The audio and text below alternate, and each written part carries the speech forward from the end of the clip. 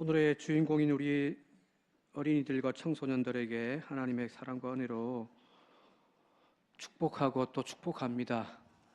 오늘 하루 또 내일 또 어린이날인데 이날만큼이라도 모든 세상 염려, 걱정, 슬픔 다 내려놓고 행복하고 즐거웠으면 좋겠습니다. 성경에서 어린이 청소년들에게 모델이 될 수 있을 만한 인물이 누굴까라고 생각한다면은 아마도 어려운 환경 속에서 좌절하지 않고 하나님 신뢰하면서 그 모든 역경을 이겨냈던 요셉 같은 인물,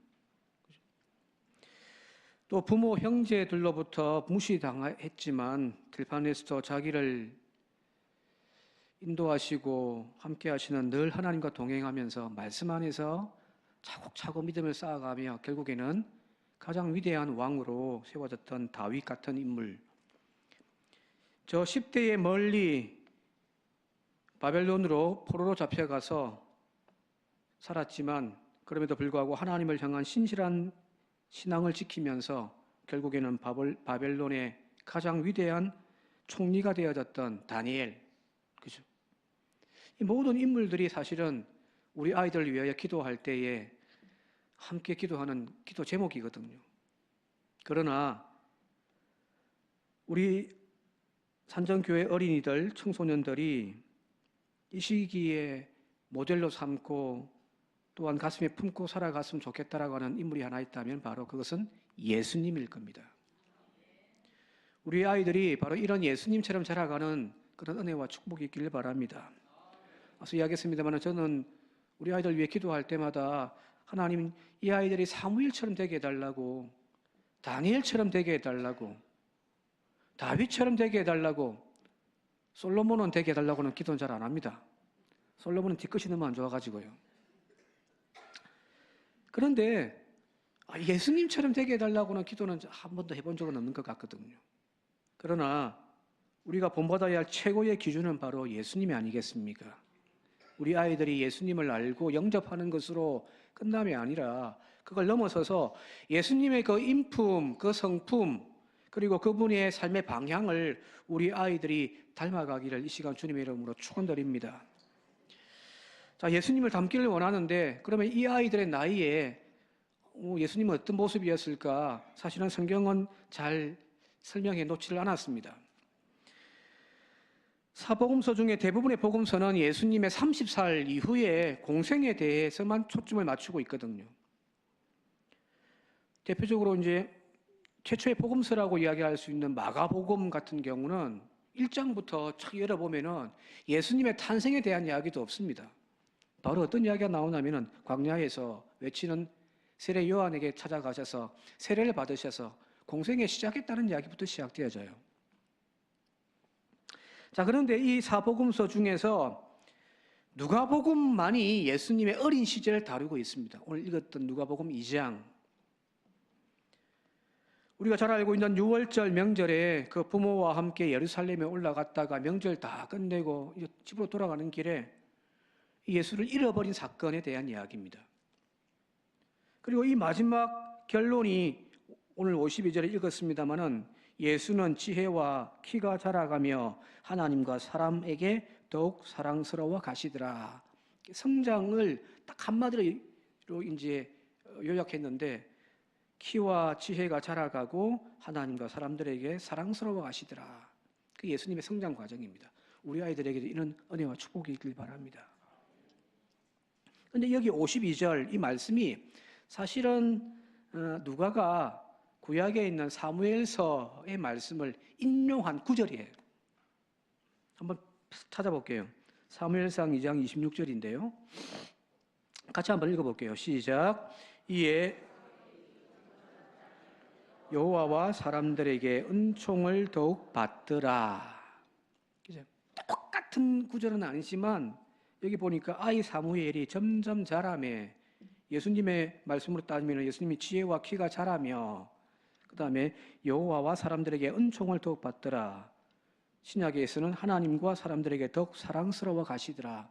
같은 말이죠, 그죠?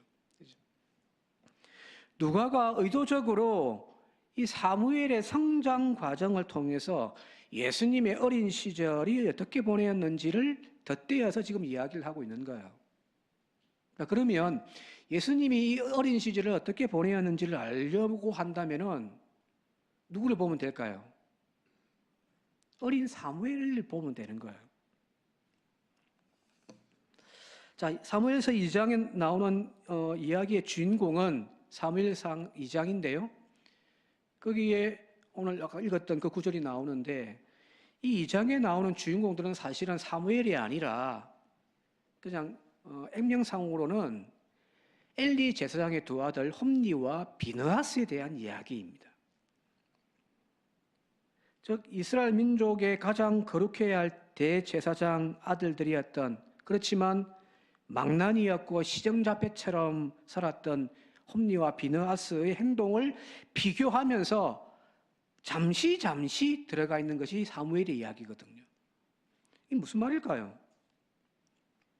이 시대의 아이들이 하나님의 말씀을 떠나서 신앙을 던져버리고 살아가고 있는 그 시대에 사무엘만큼은 하나님을 제대로 믿었다라는 이야기입니다. 이걸 비교하고 있는 이야기거든요. 사무엘 2장을 이렇게 그냥 몇 구절 좀 뽑아서 제가 올려놨는데 같이 한번 볼게요. 사무엘상 2장 11절, 12절, 17절, 18절 같이 한번 읽어보겠습니다. 시작. 엘가나는 라마에 자기 집으로 돌아갔고 그 아이는 제사장 엘리 앞에서 여호와를 섬기니라. 12절. 엘리의 아들들은 행실이 나빠 여호와를 알지 못하더라는 겁니다. 11절은 어린 사무엘에 대한 이야기고요. 12절은 엘리의 두 아들들 홈니와 비느하스에 대한 이야기예요. 계속해서 17절과 18절 같이 읽어볼게요. 시작. 이 소년들의 죄가 여호와 앞에 심히 크면 그들이 여호와의 제사를 멸시함이었더라. 18절. 사무엘은 어렸을 때에 세마포 에봇을 입고 여호와 앞에서 섬겼더라 하는 겁니다. 이게 사실은 사무엘상 2장의 핵심의 내용들이에요. 여기 사무엘상 2장을 읽어보면은 당시에 제사장의 아들들과 전혀 다른 사무엘의 모습을 비교해 놓았다는 것을 금방 알 수 있잖아요. 그죠? 그렇습니다. 예수님의 성장도 우리가 눈여겨보아야 할 부분이 바로 이 부분이에요. 그냥 단순하게 신천적으로 키가 쭉쭉 자랐더라. 앞서 예배 들어오기 전에 우리 오늘 성경 봉독했던 시연이랑 저 뒤에 앉아 있으니까 어떤 권사님이 지나가시면서 와, 시연이다 목사님이랑 키가 똑같다. 제가 그때 아니라고 이야기를 했는데 제가 좀 정정할게요. 시연이가 저만큼 큰 것이 축복입니다. 그죠?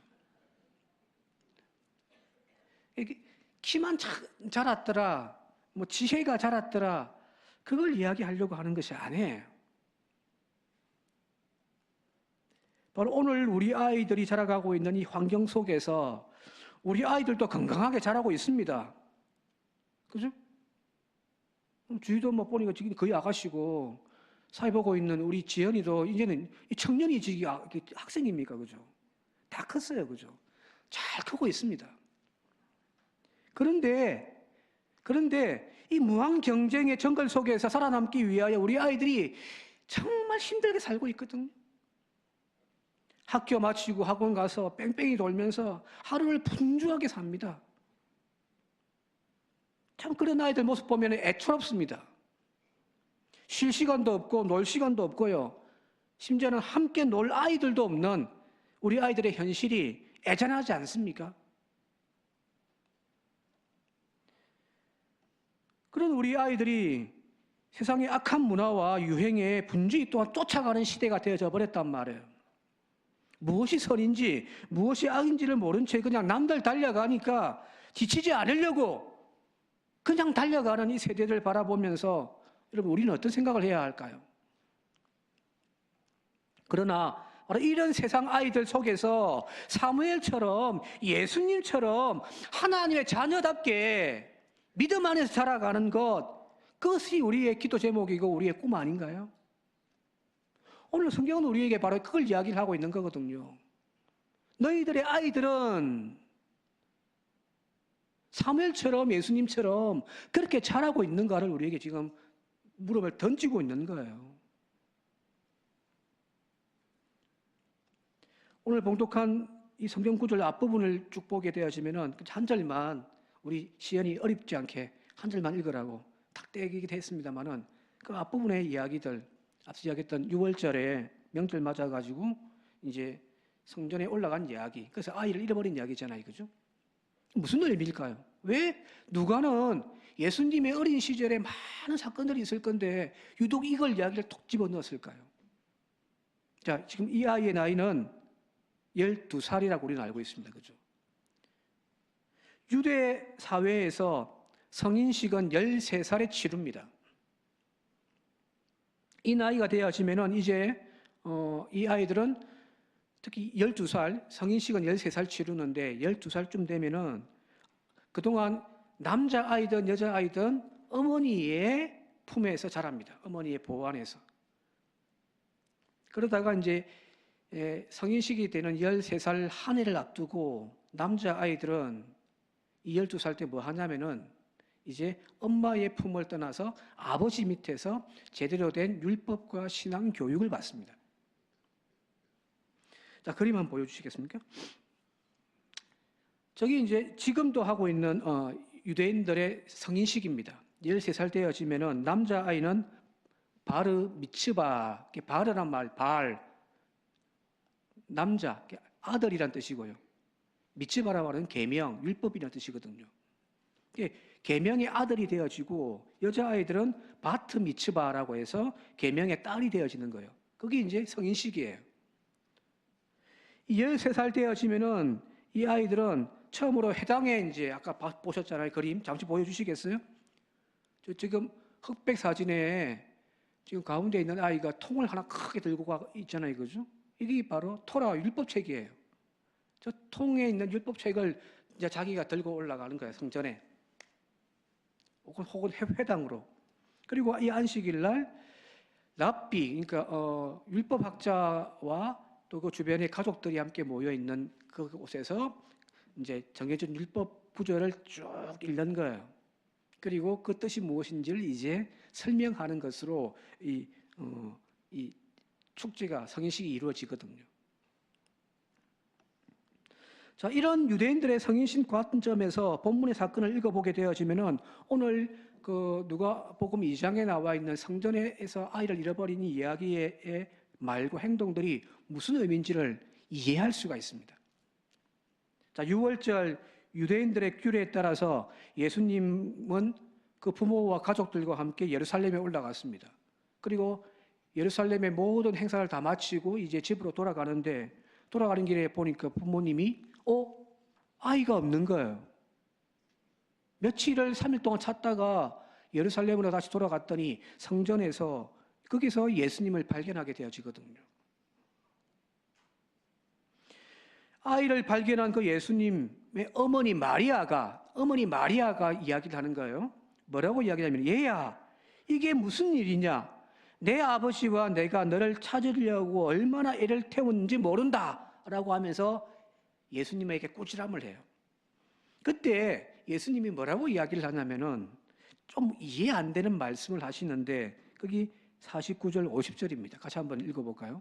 함께 읽겠습니다. 시작. 예수께서 이르시되 어찌하여 나를 찾으셨나이까? 내가 내 아버지 집에 있어야 할 줄을 알지 못하셨나이까?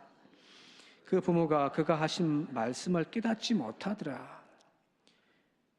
왜 저를 찾았습니까, 어머니? 제가 아버지 집에 있어야 할 줄 몰랐습니까? 라고 하는 이 이야기, 저도 무슨 말인지 모르겠습니다.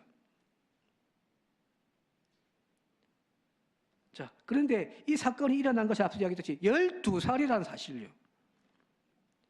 우리는 눈에는 아직도 어려 보이고 아직도 자신의 삶을 책임질 수 없어 부모의 품에서 성장해야 할 아이처럼 보여지는 그 나이란 말이에요. 그러나 앞서 언급했듯이 유대인들에게 이 12살은 곧 성인식을 준비하기 위하여 엄마의 품에서 떠나서 이제 아버지 밑에서 제대로 된 신앙교육, 율법 교육을 배워와야 할 그 시기라는 거예요. 엄마, 내가 이제 엄마 품에서 보호받는 나이가 아니잖아요. 다른 아이들처럼 저도 이제 아버지 밑에서 제대로 된 신앙 율법 교육을 배워야 될 나이 아닌가요? 그 이야기 아닌가요? 13세가 되면 성인식을 통해서 이제 독립적이고 성인으로 인정받는 때가 되어져야 하는데, 그것을 준비하기 위하여 엄마의 치마포고에서 보호받던 그 인생은 이제 내려놓고 본격적으로 아버지 곁에서 신앙교육을 받아야 된단 말이거든요. 내가 내 아버지 집에 있어야 할 줄을 알지 못하십니까? 라고 하는 이 말의 표현이 무슨 말인지 이제 조금 이해되십니까? 맞습니다. 이제 어머니의 치맛자락에서 벗어나서 아버지의 가르침 밑에서 성인이 되어질 준비를 차곡차곡 하고 있는 그 나이여야 하는데, 엄마는 여전히 자기의 품 안에 자식이 없다고 난리가 난 거예요. 부모의 눈에는 여전히 어리고 부족해 보이지만은 이 나이는 스스로의 길을 찾아갈 준비를 하고 있는 나이이고요. 스스로 독립하여 인격체로 자라갈 준비의 기간이란 말이에요. 왜 그걸 몰라요?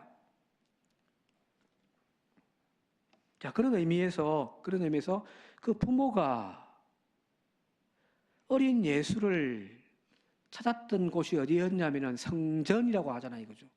3일 동안 온 동네 다 찾아보고 왔던 길 다시금 돌아오면서 찾아봐도 보이지 않던 애가 갔더니 성전에서 발견되어진 거예요. 근데 성전에서 뭐 하고 있었느냐? 46절, 47절 같이 한번 읽어볼게요. 46절, 47절 시작.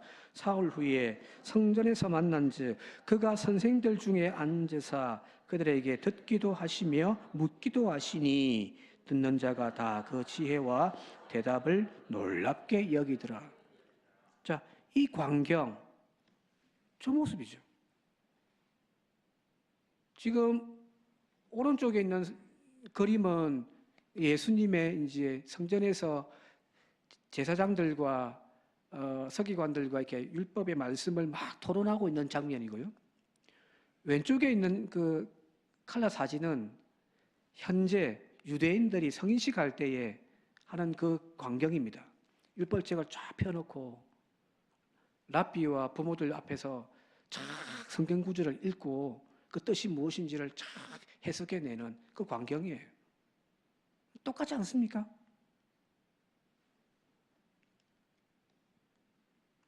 자, 그렇다면 예수의 부모가 자식을 잃어버렸다라고 하는 이 누가복음의 이 이야기의 설정은 지금까지의 부모의 품에서 자랐던 이 아이가 이제는 자신의 인생의 자리를 찾아가는 과정을 이야기하고 있다는 거거든요. 부모와의 이별을 의미하는 것으로만 끝나는 것이 아니라 더 확정한다고 한다면 예수님은 지금 부모의 품을 떠나서 자신이 무엇을 해야 할지를 아는 인생의 사명을 발견하는 자리였다는 겁니다.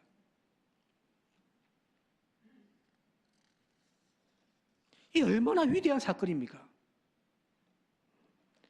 모든 아이들이 제 갈 길을 찾지 못해서 방황하고 철부지처럼 여전히 부모의 품 안에서 엉석바지로 살아가고 있는 그 나이에 예수님은 지금 자신의 길과 자신의 사명을 찾고 있더라는 거예요.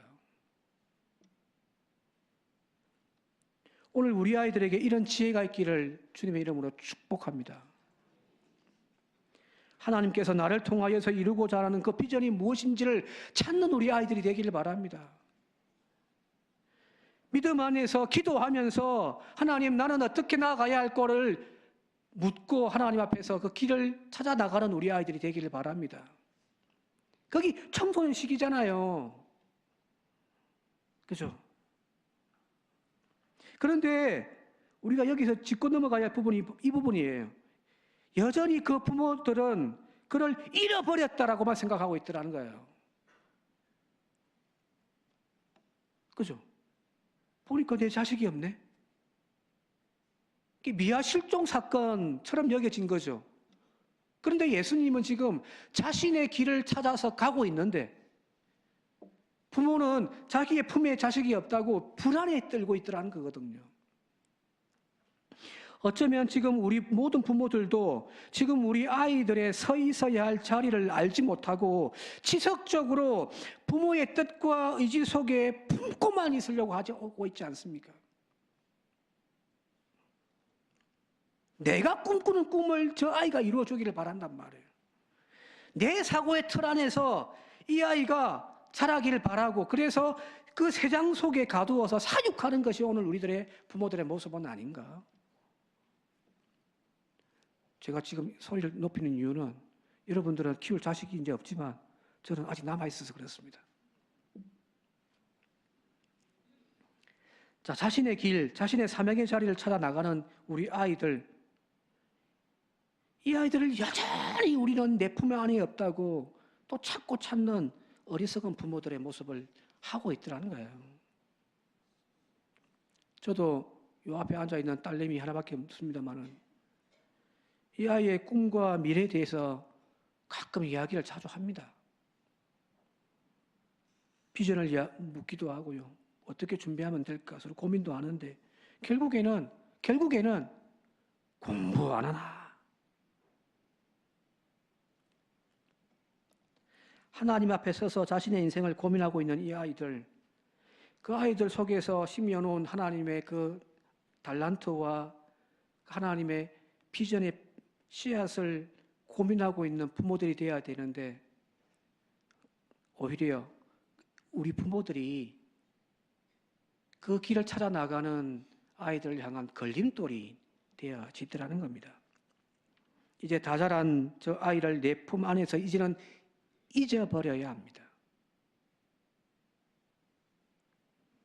그래야 그 아이가 자신의 꿈을 향하여 자신의 인생길을 향하여 찾아갈 거 아닙니까? 그죠? 저 아이들을 내가 만들어 놓은 틀과 세상 안에서 사육하려고 하지 않고 자신의 인생을 스스로 찾아가고 하나님께로부터 부여받은 사명을 깨달을 수 있도록 협력하고 도와주는 존재가 부모이어야 한다는 겁니다. 그런 부모가 되시기를 또 되기를 다짐하며 또 축복드립니다. 오늘 본문에서 예수님의 대답에 그 부모가 그가 하신 말씀을 깨닫지 못하였더라는 이 말이 너무너무 안타깝게 들립니다. 그죠? 아이는 이제 제 길 찾아가고 있는데 부모는 그걸 깨닫지 못해서 여전히 불안해하고 답답해하고 자식을 품 안에 끌어안으려고만 하는 그런 어리석은 부모가 되어지지 않기를 시간 모든 부모님들에게 당부 말씀드립니다. 자, 지금까지 부모에 대해서 당부한 내용이라고 한다면은 이제는 우리 청소년들, 우리 아이들에게 당부드리는 말입니다. 예수님처럼 이 어린 나이지만 자신의 인생의 사명을 찾아 발견하는 그런 우리 친구들이 되기를 바랍니다. 남들이 달려가는 길에 휩쓸려 나를 찾지 못한 채 방황하면서 그냥 인생 허비하는 그런 우리 아이들이 되지 않기를 바랍니다. 청소년 시기에 내가 뭘 해야 되지? 내 전공을 뭘 해야 되지? 고민 많이 하고 있을 거예요. 그 고민 가지고 하나님 앞에 엎드려서 기도하는 우리 아이들이 되기를 바랍니다. 여러분들 스스로가 하나님 앞에 매달려서 기도해야 되는 거지. 하나님, 저는 뭘 해야 할까요? 하나님, 저는 하나님께서 어떤 교회 가운데에서 내 인생을 만들어 놓으셨는가요? 그 길을 찾게 해 주십시오. 발견하게 해 주십시오. 기도하면서 예수님처럼 자신을 발견하고 깨닫는 우리 친구들이 되기를 바랍니다. 어떤 글을 보게 되어지니까 아름답다라고 하는 표현요.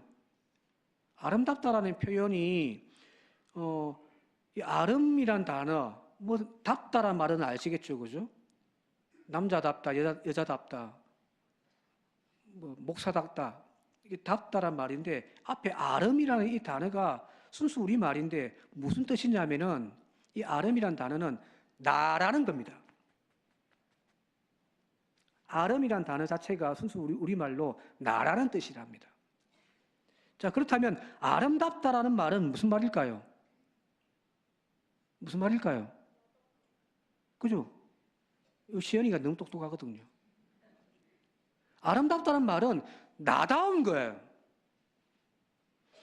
누군가의 눈치 보면서 다른 사람의 시선에 자신을 맞추려고 막 하는 그런 삶이 아니라 예수님처럼 어린 나이지만 내가 누군지를 깨닫고 발견하고 나를 나답게 만들어 나가는 그 인생이 아름다운 거예요. 근데 나를 발견하지 못하니까 남들 유행 따라가고요. 각자의 삶을 색깔, 맛 내지 못한 채 그냥 이 맛도 저 맛도 아닌 인생 살다 보니까 내 인생이 아름답지를 못하는 거거든요. 그죠? 우리 친구들은 그 아름다운 인생들이 되기를 바랍니다. 그 아름다움을 바랄 때 하나님 보실 때에도 사랑스러운 거고요. 사람들이 볼 때에도 그 아이는 아름다워 보이는 거거든요. 사랑스러워 보인단 말이에요. 그죠? 나다움을 발견하는 그런 우리 산정교회 친구들이 되길 바랍니다. 그걸 위해서 또한 우리 어른들은 함께 응원하고 기도해 주시길 바랍니다. 우리 작품이란 말이 있고 제품이란 말이 있습니다. 그죠? 똑같은 상품인데, 컵을 하는데 이건 작품이 될 수도 있고 제품이 될 수도 있습니다.